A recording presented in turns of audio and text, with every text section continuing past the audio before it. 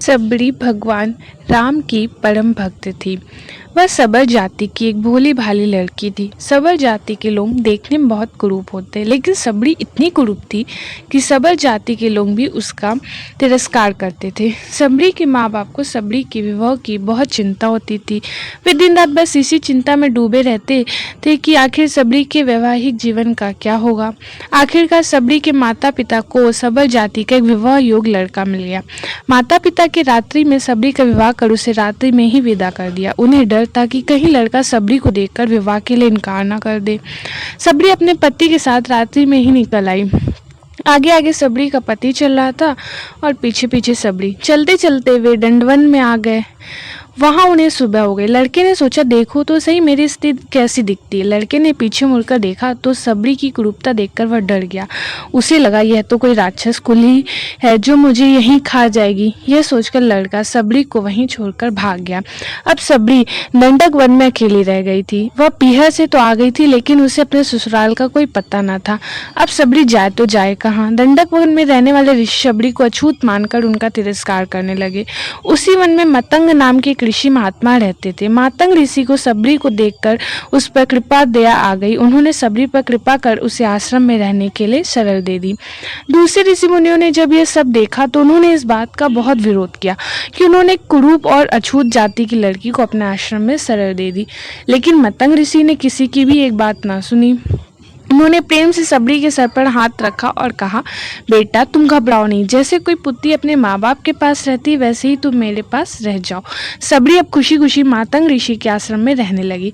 सबरी को ऋषि मुनियों की सेवा करने में बड़ा आनंद आता था। सब ऋषि मुनि सबरी का तिरस्कार करते थे, इसलिए सबरी छिप छिप कर उनकी सेवा किया करती थी।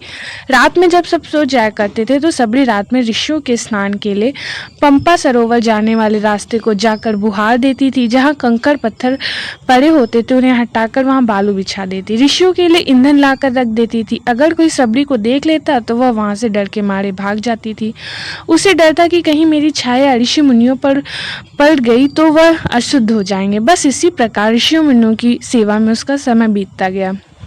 आखिर एक दिन वह समय भी आ गया पहुंचा जो सबके लिए अनिवार्य है। मतंग ऋषि का समय छूटने का समय आ गया। जैसे माँ बाप के मरते समय बालक रोता है, वैसे ही सबरी भी फूट फूट कर रोने लगी थी।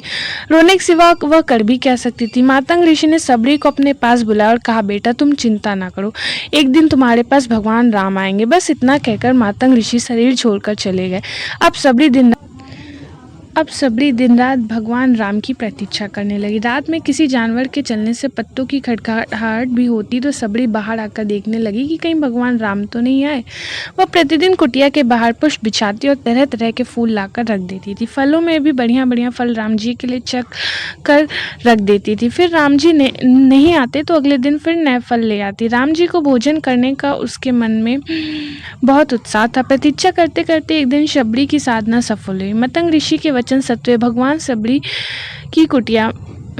राम सबरी की कुटिया में पधारे। कई बड़े बड़े ऋषि मुनियों ने भगवान राम से उनके आश्रम में चलने के लिए प्रार्थना की, लेकिन भगवान राम केवल सबरी की कुटिया में आए। जैसे सबरी को भगवान राम से मिलने की तीव्र इच्छा थी, ठीक वैसे ही भगवान राम को भी सबरी से मिलने की उत्कंठा थी। भगवान राम सबरी की कुटिया में पहुंचे। सबरी के आनंद की सीमा नहीं रही। वह भगवान के चरणों में लिपट गई। जल लाकर उसने भगवान के चरण धोए, फिर आसन बिछाकर भगवान को बैठाया। फल लाकर सबरी ने भगवान के सामने रखे और प्रेम पूर्वक उनको खिलाने लगी।